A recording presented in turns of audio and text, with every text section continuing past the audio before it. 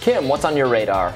Why hasn't Fauci been fired yet? Or at least forced into late retirement? Even if you don't agree with the latest headlines that Fauci lied to Congress about whether or not the NIH funded gain-of-function research, or the heart-wrenching headlines regarding experiments on puppies, much of the public has lost confidence in Fauci and his ability to lead the nation out of this pandemic.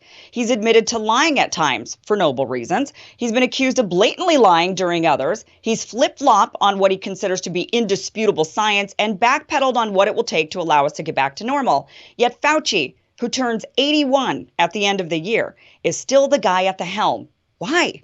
Getting us through this pandemic requires leadership from someone who doesn't appear to be partisan in any way, shape, or form, and who is seen by the majority of the public as nothing short of trustworthy. Fauci is neither of these things, and as a result, the public is confused, at each other's throats, and worse off for it. So let's start with the lies. The latest to hit the news is regarding his spat with Senator Rand Paul when he snarkily resisted the idea that the NIH funded any gain-of-function research in Wuhan, China. In fact, he insisted that the only person lying during that heated exchange was Senator Rand Paul himself. Senator Paul, I have never lied before the Congress, and I do not retract that statement. This paper that you are referring to was judged by qualified staff up and down the chain as not being gain of function. Let me finish. You take an animal virus and you increase its transmissibility to humans, right. You're saying that's not gain of function? Yeah, that is correct. And Senator Paul, you do not know what you are talking about, quite frankly. And I want to say that officially. You do not know what you are talking about. Well, now it comes out in a letter written by the NIH Principal Deputy Director Lawrence Tabak that the NIH did, in fact, fund gain-of-function research through a grant it gave to EcoHealth Alliance. The question is no longer whether or not the NIH funded gain-of-function research. They did. The question is whether or not Fauci knew about it when he sat in front of Congress asserting unequivocally that they hadn't. Now, lying to Congress, also known as perjury, can land a person in jail, as it did recently for Trump's attorney Michael Cohen, and it can even lead to the impeachment of a sitting president, as was the case for Bill Clinton. So why isn't even the mere appearance of lying to Congress, at the minimum, forcing Fauci into retirement? This is a pretty big deal. This isn't the same as the previous lies Fauci told while sitting in front of news cameras. The lie of whether or not to wear a face mask comes to mind. During the beginning of the pandemic, Fauci was telling people masks would offer little to no protection, and the people who needed to wear them were healthcare workers working with known COVID patients. Later, after he began urging government leaders to start mandating masks, he claimed that he wasn't backpedaling on his earlier statement. He just wanted to spare the few masks we had for frontline workers. A noble lie.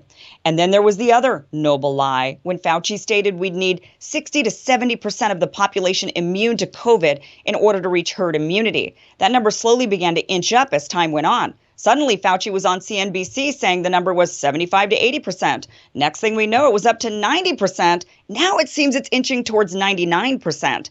When asked about the moving target, Fauci told the New York Times, quote, "When polls said only half of all Americans would take a vaccine, I was saying herd immunity would take 70 to 75%. Then when newer surveys said 60% or more would take it, I thought I can nudge this up a bit. So I went up to 80, 85%.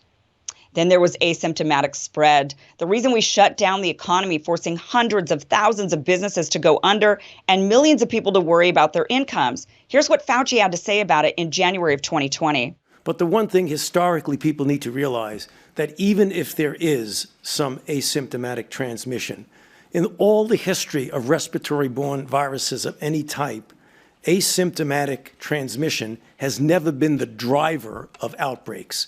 The driver of outbreaks is always a symptomatic person. Really? Then why throughout the past year and a half advocate for a complete shutdown of the economy, for healthy people to wear masks, families to cancel get-togethers, asymptomatic kids to stay home from school for months on end, for people to die alone, and for now vaccinated asymptomatic people to wear masks and possibly cancel this Christmas?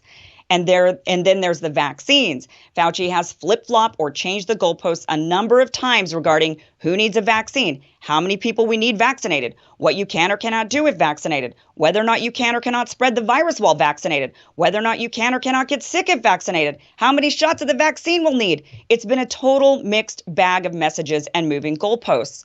So whether or not you think Fauci lied and is some sinister narcissistic character, or if you think Fauci is just trying the best he can during the most challenging time in his career, the reason he should be fired or retired is because of his inability to remain consistent, something he has even said is important when guiding people.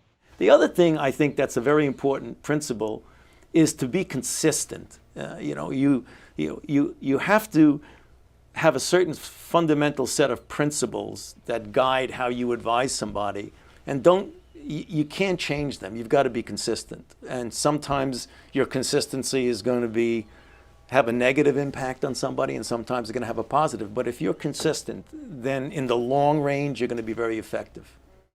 Now, the job of our scientists, especially our lead guiding scientists, should be to ignore the emotional outcries from those who are understandably and expectedly frightened during a viral outbreak, and unemotionally lead, even when the science is saying something other than we want to hear, but potentially knowingly lying to Congress, definitely knowingly lying to us to manipulate our behavior, flip-flopping on lockdowns, masks, or vaccines, and now calling for invasive mandates that impact people's health and further disrupt lives and businesses. Fauci has been the exact opposite of consistent. Now, what has been consistent are his dropping approval ratings, with the latest Rasmussen poll putting his approval at only 41%. Most of the country doesn't trust the one person we need to trust more than anyone right now. That's dismal. And my guess is after the latest news about the gain of function research and even the puppies, his approval will worsen.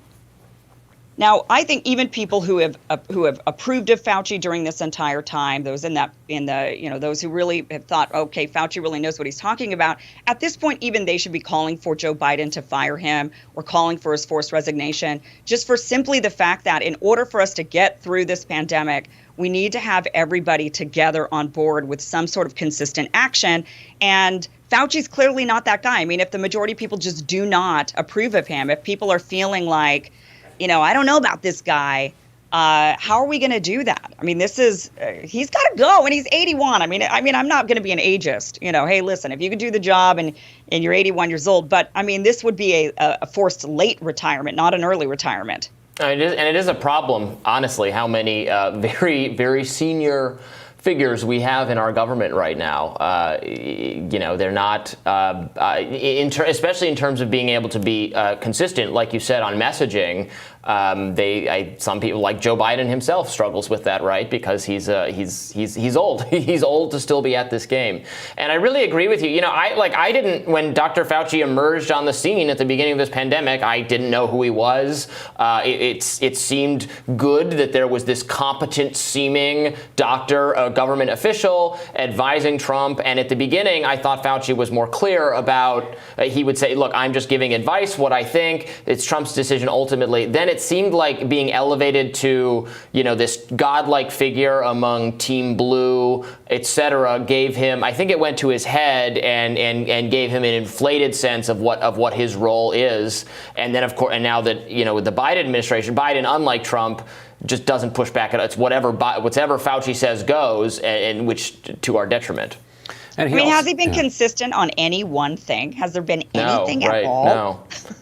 I mean, he also intuitively or perhaps explicitly has grasped the new political reality that we're so polarized into blue and red camps that, he's going to have the support of, right now, 41%, a significant portion of the country, no matter what he says, as long as he digs in. And so I think that explains why in his interactions with Rand Paul he's so aggressive. So you're the liar. You're the one that doesn't know what you're talking about, because that's a signal then to his base that they need to rally behind him against the other, which is Rand Paul.